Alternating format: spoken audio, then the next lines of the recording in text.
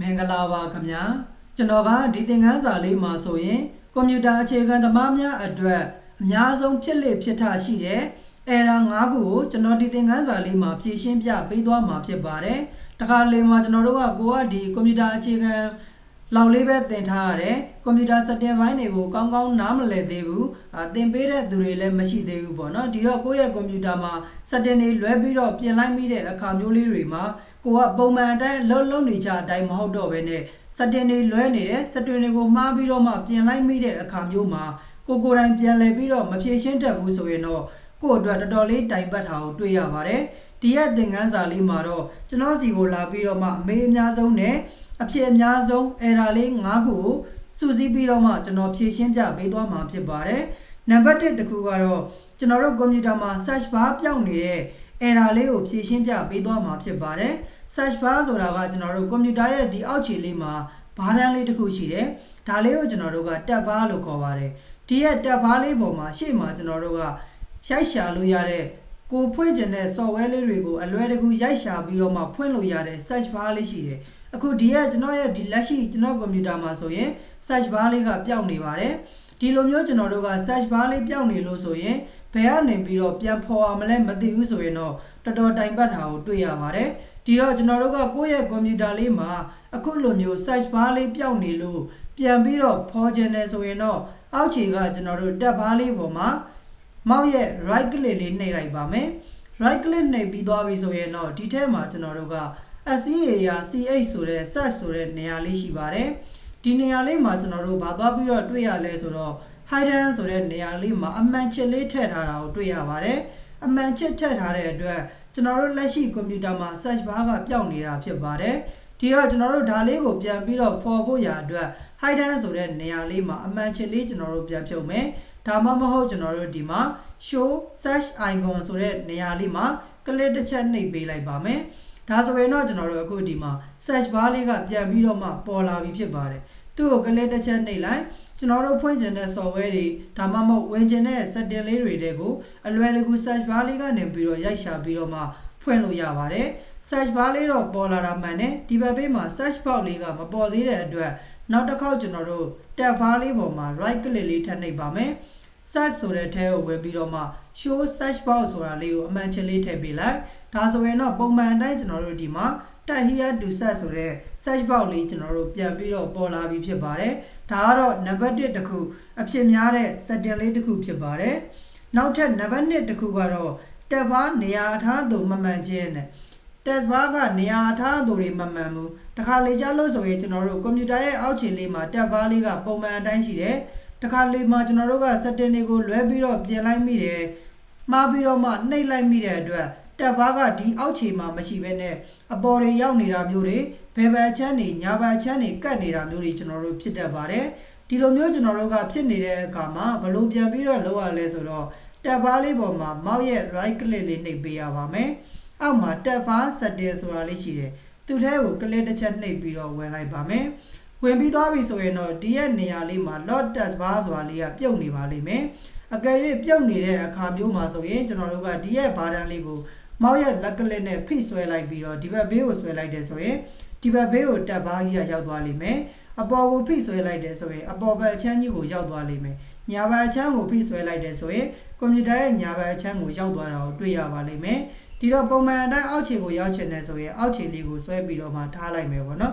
ဒါဆိုရင်တော့ပုံမှန်အတိုင်းလေးဖြစ်သွားလိမ့်မယ်ဒီတော့ပုံမှန်အတိုင်းကျွန်တော်တို့ကပုံသေးထားခဲ့ချင်တယ်ဆိုရင် right click လေးနှိပ်ပြီးတော့မှဒီမှာ load tab bar ဆိုတာလေးကိုကျွန်တော်တို့ကအမှန်ချင်လေးထည့်ပေးခဲ့ရပါမယ်ဒီလိုမျိုးကျွန်တော်တို့က load tab bar ဆိုတဲ့နေရာလေးမှာအမှန်ချင်လေးထည့်ထားမှသာလျှင်ကျွန်တော်တို့မောက်ရဲ့လက်ကလစ်နဲ့ဖိဆွဲတဲ့အခါမှာကျွန်တော်တို့ဒီရဲ့ tab bar ကြီးကနေရာတွေမရွေ့တော့မှာဖြစ်ပါတယ်ဒါကြောင့်ကျွန်တော်တို့ကိုယ့်ရဲ့ကွန်ပျူတာမှာ tab bar ကနေရာတွေ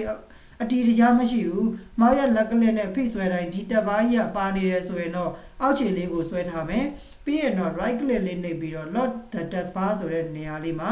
အမှန်ချင်လေးထည့်ပေးထားဖို့လိုပါတယ်ဒါကတော့ကျွန်တော်တို့နံပါတ်1အဖြစ်များတဲ့ setting လေးတစ်ခုဖြစ်ပါတယ်ပြီးရင်နောက်ထပ်ကျွန်တော်တို့နံပါတ်3တစ်ခုကတော့ကွန်ပျူတာ screen ကြီးကဇောက်ထိုးဖြစ်နေတဲ့ error ဖြေရှင်းနည်းဖြစ်ပါတယ်တခါလေကြားလို့ဆိုရင်ကျွန်တော်တို့ကွန်ပျူတာက keyboard shortcut နဲ့ကျွန်တော်တို့ညှိပြီးတော့မှ ကိုကမသိဘူးမှားပြီးတော့နှိပ်လိုက်မိတဲ့အခါမျိုးပေါ့နော်ကျွန်တော်တို့သူ့ရဲ့ဒီ computer screen ဇောက်ထိုးဖြစ်သွားတဲ့ shortcut က keyboard ကနေပြီးတော့ control ရဲ့ order ရဲ့ down arrow key ရဲ့ဒါမှမဟုတ် control ရဲ့ order ရဲ့ arrow key ရဲ့နှိပ်လိုက်လို့ဆိုရင်သူကတခါလေးမှာကျွန်တော်တို့ computer screen ကြီးကဇောက်ထိုးကြီးဖြစ်သွားတာကိုတွေ့ရပါတယ်ဒီလိုမျိုးကျွန်တော်တို့က computer screen ဇောက်ထိုးဖြစ်သွားလို့အတက်ပုံစံအတိုင်းပြန်ပြီးတော့ထားချင်တယ်ဆိုရင်တော့ computer ရဲ့ screen ပေါ်မှာ right click လေးနှိပ်ပေးရမယ်ပြီးရင်တော့ display setting ဆိုတဲ့အထဲကိုဝင်ပေးရပါတယ် display setting တွေကိုရောက်သွားပြီဆိုရင်တော့အောက်ကိုကျွန်တော်တို့ mouse ရဲ့ဘိန်းလုံးလေးနဲ့နည်းငယ်လှည့်လိုက်လို့ဆိုရင် display orientation ဆိုတဲ့နေရာလေးရှိပါတယ်ဒီရဲ့ display orientation ဆိုတဲ့နေရာလေးမှာပုံမှန်အတိုင်း landscape ဖြစ်နေတဲ့အတွက်ကျွန်တော်တို့ computer ကအတက်ပုံစံနဲ့မြင်ရပါတယ်ဒီနေရာမှာကျွန်တော်တို့က landscape flip ကိုရွေးမိထားလိုက်တယ်ဒီမှာ key change ဆိုတာကိုနှိပ်လိုက်မိတယ်ဆိုရင်တော့ computer screen ကြီးကကျွန်တော်တို့ဇောက်ထိုးကြီးဖြစ်သွားတာကိုတွေ့ရပါလိမ့်မယ်ဒီလိုမျိုးဇောက်ထိုးဖြစ်သွားလို့ကျွန်တော်တို့ကပုံမှန်အတိုင်းပြန်ပြီးတော့မှထားချင်ပါတယ်ဆိုရင် computer screen ပေါ်မှာ right click ထပ်နှိပ်ပေးရမယ်အခုဒီမှာဆိုရင်ကျွန်တော်တို့လုံးဝဇောက်ထိုးကြီးဖြစ်သွားတယ်ပေါ့နော်ဇောက်ထိုးဖြစ်သွားတဲ့အတွက်အတက်ပြန်ပြီးတော့ထားမယ် computer ရဲ့ screen လွတ်တဲ့နေရာလေးပေါ်မှာ mouse ရဲ့ right click လေးနှိပ်ပါမယ် right click နှိပ်ပြီးသွားပြီဆိုရင်တော့ display orientation ဆိုတဲ့နေရာမှာ click တစ်ချက်နှိပ်ပြီးတော့ဝင်မယ်ဝင်ပြီးသွားပြီဆိုရင်တော့ကျွန်တော်တို့ဒီရဲ့အောက်ခြေလေးမှာ display orientation ဆိုတဲ့နေရာလေးမှာ landscape flip ဆိုပြီးတော့ဖြစ်နေပါလိမ့်မယ်ပုံမှန်အတိုင်းအတက်ထားဖို့ရာအတွက်ဒီနေရာမှာကျွန်တော်တို့ထိတ်ဆုံးက landscape ဆိုတာလေးကိုရွေးပေးရပါလိမ့်မယ်ဒီနေရာမှာကျွန်တော်တို့က landscape မဟုတ်ဘဲနဲ့ portrait တွေ portrait flip တွေဝင်နေတယ်ဆိုရင်လည်း computer screen ကြီးကဘေးတိုင်အဆောင်ကြီးဖြစ်နေတာကိုတွေ့ရပါလိမ့်မယ်ဒီလိုမျိုးကျွန်တော်တို့ကဘေးတိုင်အဆောင်တွေဇောက်ထိုးတွေဖြစ်နေလို့ဆိုရင်ပုံမှန်အတိုင်းပြန်ဖြစ်ဖို့ရာအတွက် landscape ဆိုတာလေးကိုပဲရွေးပေးထားမယ်ပြီးရင်တော့ key change ဆိုတာလေးကိုနှိပ်ပေးလိုက်ပါဒါဆိုရင်တော့ကျွန်တော်တို့ computer ကပုံမှန်အတိုင်းပဲ screen ကအတက်ပုံစံနဲ့ဖြစ်လာတာကိုတွေ့ရပါလိမ့်မယ်ဒါကတော့နံပါတ်3အဖြစ်များတဲ့ error ဖြည့်ရှင်းနည်းလေးဖြစ်ပါတယ်နောက်ထပ်နံပါတ်4တစ်ခုကတော့ကျွန်တော်တို့ computer ရဲ့ screen desktop ပေါ်မှာ software လေးတွေတင်ချင်တာဘယ်လိုတင်ရလဲဆိုပြီးတော့မှမေးထားတဲ့သင်တန်းသားလေးတွေအတွက်လည်းအဆင်ပြေအောင်ကျွန်တော်ဒီသင်ခန်းစာလေးမှာထည့်ပေးထားတာဖြစ်ပါတယ်ကွန်ပျူတာရဲ့ screen ပေါ်မှာကျွန်တော်တို့အလွယ်တကူ software လေးတွေဖွင့်နိုင်ဖို့ရာအတွက် software တွေကို screen ပေါ်မှာတင်ထားတယ်ပေါ့နော်ဒီလိုမျိုးကျွန်တော်တို့ကကွန်ပျူတာ screen ပေါ်မှာတော့ software ကမရှိဘူး search bar ကနေပြီးတော့ရိုက်ရှာရင်တော့ software လေးရရှိနေတယ်ဒီတော့ search ထဲမှာရှိနေတဲ့ software လေးတွေကိုဒီရဲ့ computer screen ပေါ်ကိုရောက်လာအောင်တင်နည်းလေးကိုနံပါတ်4နေရာမှာကျွန်တော်သင်ပေးမှာဖြစ်ပါတယ်လက်ရှိကျွန်တော်ဥပမာပြပေးဖို့ရာအတွက်ဒီရဲ့ Excel software လေးကလက်ရှိအနေအထားအရ computer screen ပေါ်မှာရှိနေတယ်ဒါလေးကိုကျွန်တော်က select လေးပေးပြီးတော့ keyboard ကနေ delete နဲ့ဖြတ်ချလိုက်တယ် delete နဲ့ဖြတ်လိုက်တဲ့အတွက် computer screen ပေါ်မှာတော့ Excel software ကမရှိတော့ဘူးဒါပေမဲ့ကျွန်တော်တို့အောက်က search bar လေးမှာ click တစ်ချက်နဲ့ Excel ဆိုပြီးတော့ရိုက်ရှာကြည့်လိုက်တယ်ဆိုရင်တော့ set ထဲမှာ Excel software လေးရရှိနေသေးတယ်ဒီတော့ဒီရဲ့ Excel software လေးကိုကျွန်တော်တို့က computer screen ပေါ်ကိုရောက်လာအောင်ဘယ်လိုတင်ရမလဲဆိုရင်အရင်ဆုံးကျွန်တော်တို့ search bar လေးမှာကိုတင်ချင်တဲ့ software လေးကိုရိုက်ရှာမယ်ဒီရဲ့ software လေးတွေ့ပြီဆိုရင်တော့သူ့ပေါ်မှာ right click လေးနှိပ်ပါမယ် right click နှိပ်ပြီးသွားပြီဆိုရင်တော့ကျွန်တော်တို့ open file location ဆိုတဲ့အထဲကိုကျွန်တော်တို့ဝင်ပေးရပါမယ် open file location နဲ့ကိုဝင်ပြီးသွားပြီဆိုရင်တော့ကိုတင်မဲ့ software လေးပေါ်မှာ select လေးပေးပြီးတော့နောက်ထပ်တစ်ခေါက်သူ့ပေါ်မှာ right click ထပ်နှိပ်ပါမယ်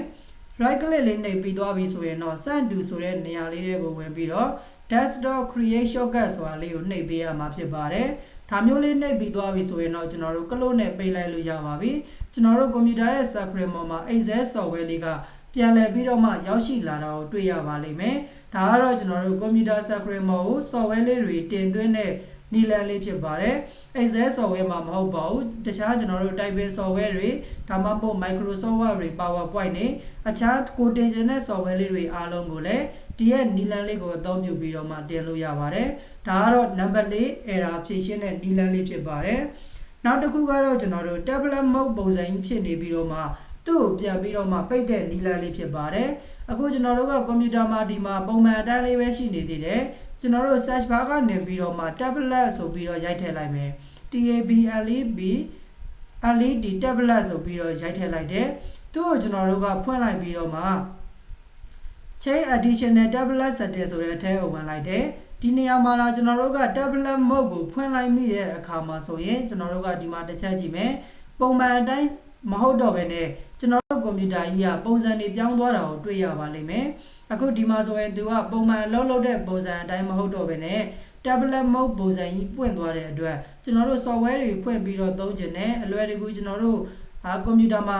ပုံမှန်အတိုင်းမဟုတ်တဲ့အတွက်ကျွန်တော်တို့ကြောင်သွားတာမျိုးတွေဖြစ်တတ်တယ်ပေါ့နော်ဒီလိုမျိုးကျွန်တော်တို့ကကိုယ့်ရဲ့ကွန်ပျူတာမှာ tablet mode ပုံစံကြီးဖြစ်နေလို့ပုံမှန်အတိုင်းပြန်ပြီးတော့မှထားချင်တယ်ဆိုရင်အောက်က search bar လေးမှာ click တစ်ချက်နဲ့ဒီရဲ့ search bar လေးမှာ tab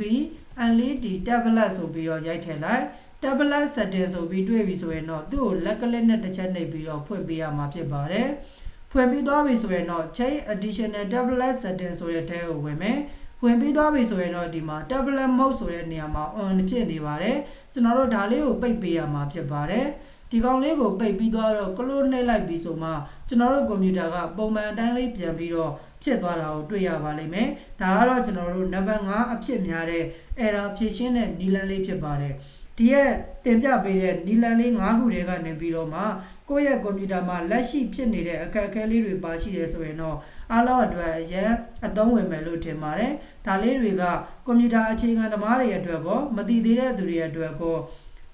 ကိုယ်တိုင်ဒီရဲ့ error လေးတွေကိုမဖြေရှင်းတတ်နေသေးဘူးဆိုရင်တော့အားလုံးအတွက်ရန်အကျိုးရှိမယ်လို့ထင်တယ်ဒါလေးတွေကိုကိုယ်တိုင်လက်တွေ့လိုက်ပြီးတော့မှလေ့ကျင့်ကြည့်ပေးပါအကယ်၍ကိုယ်တိုင်လေ့ကျင့်တဲ့အခါမှာမရတဲ့နေရာလေးတွေရှိတယ်ကျွန်တော်သင်ပေးတာနားမလည်လိုက်တဲ့နေရာလေးတွေရှိတယ်ဆိုရင်လည်းကျွန်တော်ကိုပြန်ပြီးတော့မှမေးမြန်းပေးလို့ရပါတယ်